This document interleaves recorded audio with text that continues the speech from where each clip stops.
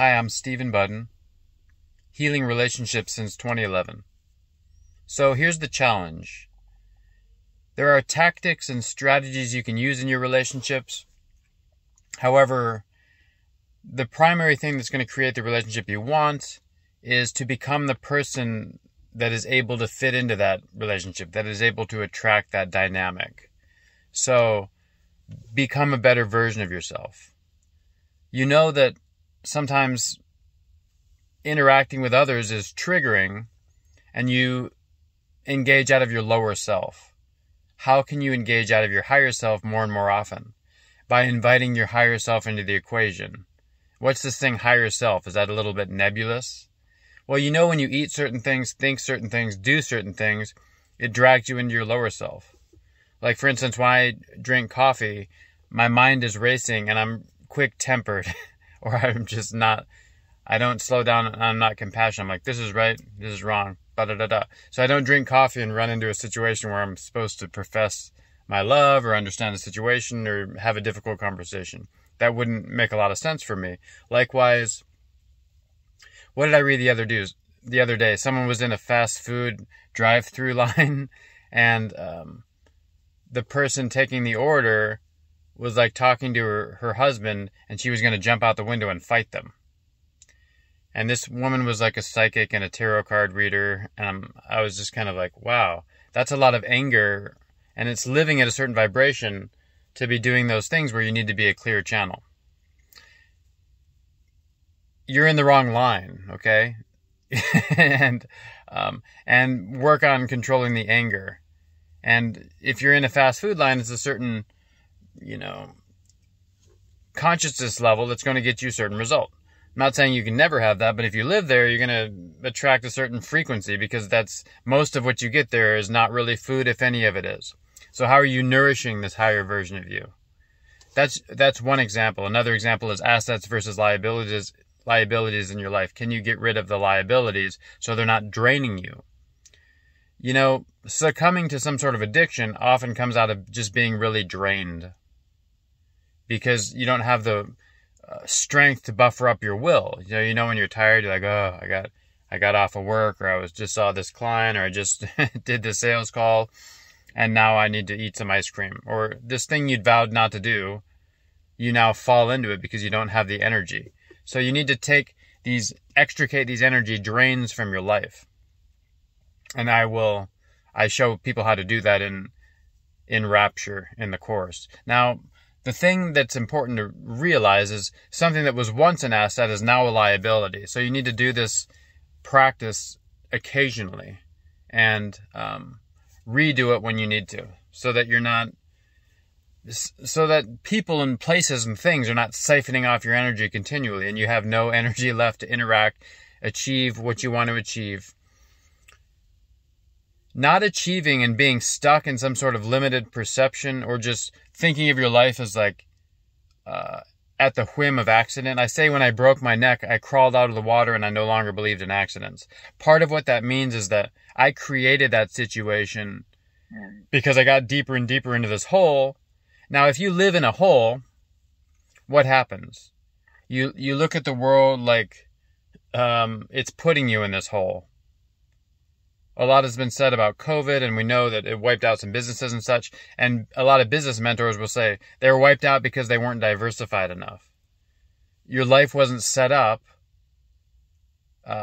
so that something could happen. It would wash over you like water off a duck's back, like a gentle wave. And it's the same thing in relationship.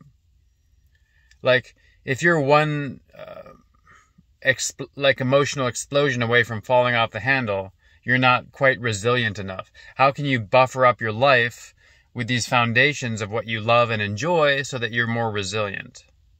It's a serious consideration and question. The way to have a better relationship is to fall in love with life again. I don't care about the relationship right now. If you fall in love with life, you attract another caliber of person, someone who's also in the dance with life, and you two can choose to dance with life together. A relationship, like a crisis, is going to amplify what's already there. So what's already there? This is why in this equation, I take the approach of working on the individual person instead of working on the relationship. Like couples come and say, can you work on our relationship? I can't work on your relationship because it doesn't exist. What am I supposed to do? Tell you how to talk to you? And like, I've done this. Your body's collapsing here. Your body is like, you have a chip on your shoulder here. What you say is triggering here, da-da-da-da. The relationship doesn't necessarily exist unless the two individuals are strong enough where there's two worlds that can come together and amplify.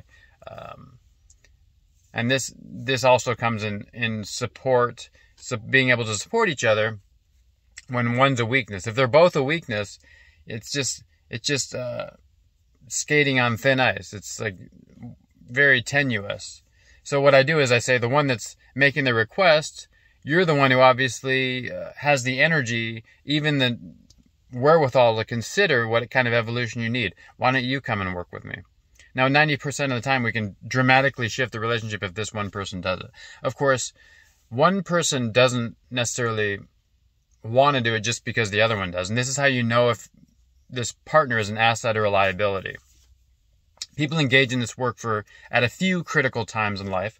One is that their relationship's about to fail and they want to save it.